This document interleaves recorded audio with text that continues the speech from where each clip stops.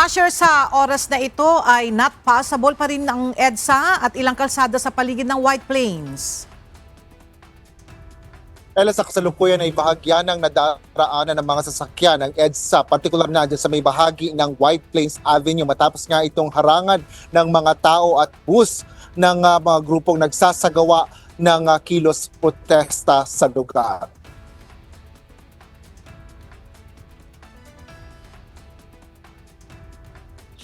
Maraming motorista ang naipit sa traffic kaninang umaga dahil sa rally ng isang grupo dito sa EDSA, partikular na sa bahagi ng White Plains. Alas 5:15 nang isara ng Metropolitan Manila Development Authority o MMDA ang east at westbound ng EDSA sa mga motorista.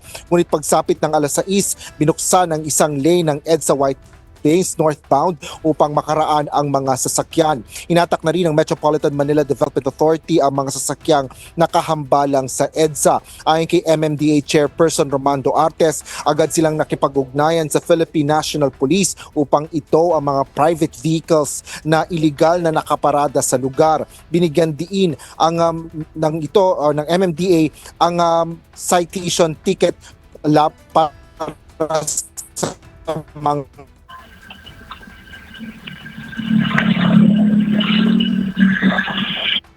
Bagamat ginagalang po namin yung karapatan ng bawat isa na magpahayag ng kanilang saloobin, kailangan po rin natin irespeto yung karapatan ng ordinaryong mamamayan na gusto lang pumasok sa trabaho, pumasok sa eskwela at makarating sa kanilang pupuntahan ng hindi naman po napupermisyo. So, yun po ay kailangan namin proteksyonan din.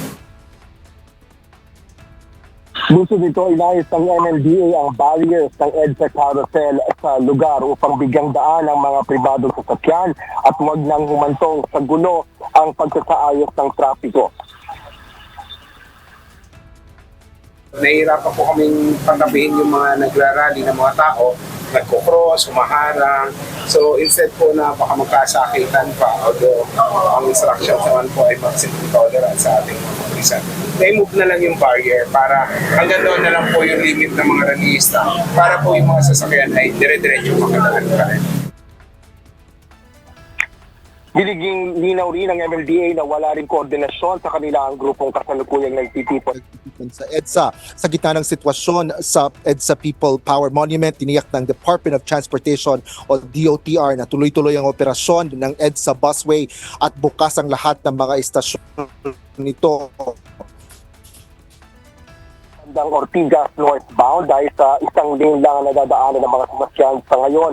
Mabagal din ang daloy ng mga bus mula Santolan hanggang Ortigas southbound. Ipinag-utos na ni Transportation Secretary Giovanni Banoy Lopez ang mas pinaigting na pagtatalaga ng mga tauhan ng Special Action and Intelligence Committee on Transportation o SAIC sa lahat ng mga bus station. Samantala, tiniyak rin ng pamunuan ng Metro Rail Transit o MRT Line 3 na tuloy-tuloy rin ang biyahe ng mga tren.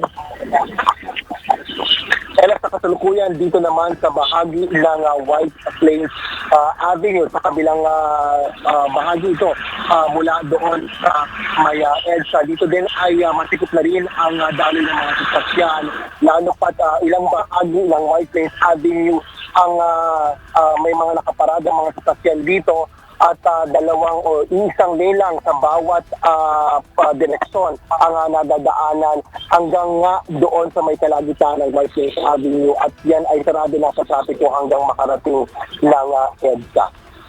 Mula dito sa Quezon City, balik sa'yo, Ella.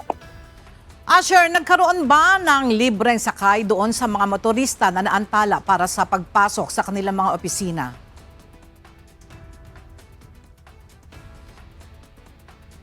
Yes.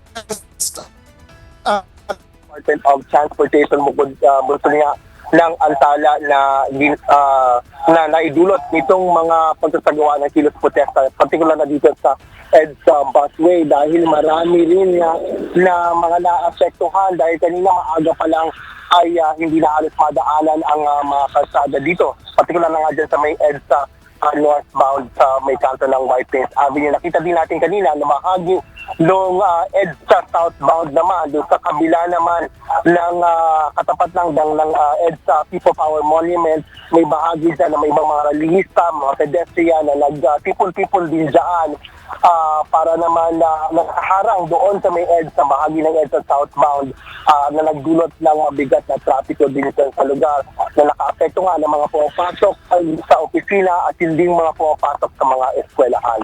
At mamaya at bibigay tayo ng update kung ano yung magiging resulta ng pagtulong na isasagawa ng Department of Transportation at inaasahan natin yung MMDA ay una namang umaaksyon kaugnay sa pagbibigay ng mga libreng sakay para sa mga apektadong mga sektor, yung mga commuters papunta sa kanilang mga trabaho at eskwela.